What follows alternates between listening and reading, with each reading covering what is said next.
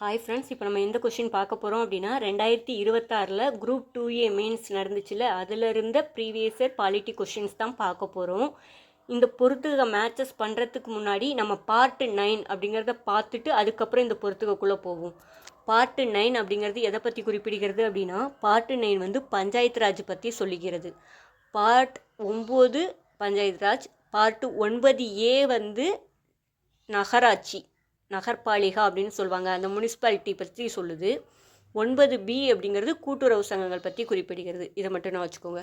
Part 9ங்கிறது panchayat Raj, 9Aங்கிறது நகராட்சி அதாவது municipality பற்றி குறிப்பிடுகிறது. 9B அப்படின்னா கூட்டுறவு சங்கங்கள்.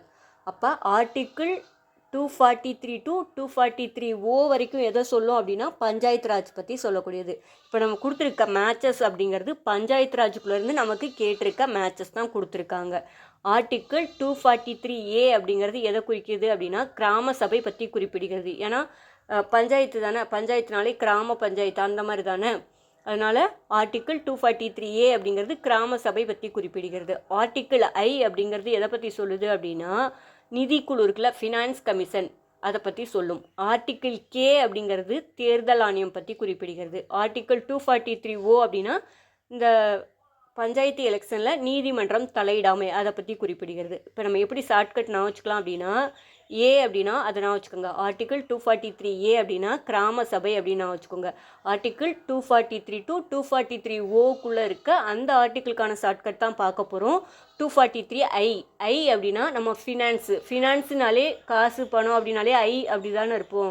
ஐ நமக்கு காசு வந்துருச்சு அப்படி தானே யோசிப்போம். இப்போ ஐ அப்படிங்கிறது எதை பற்றி குறிக்கும்? ஃபினான்ஸ் கமிஷன் பற்றி குறிப்பிடுகிறது.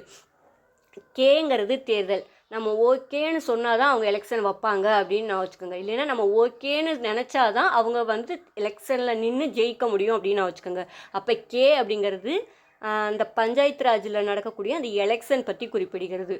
ஓ அப்படின்னா நீதிமன்றம் தலையீடு தடை, அதாவது பஞ்சாயத்து எலெக்ஷனில் நீதிமன்றம் தலையிடாமை அப்படின்னு அர்த்தம். ஓ இப்படி ஒரு விஷயம் இருக்குதோ அப்படின்னு நம்ம நினச்சிக்கிறோம். அப்போ ஆர்டிக்கிள் 243O அப்படின்னா நீதிமன்ற தலையீடு தடை அப்படின்னு அர்த்தம். இன்னொன்று நான் வச்சுக்கோங்க, ஆர்டிக்கிள் இதுவும் ரொம்ப இம்பார்ட்டண்டான ஆர்டிக்கிள் தான் இந்த பஞ்சாயத்துக்குள்ளே கேட்கக்கூடியது.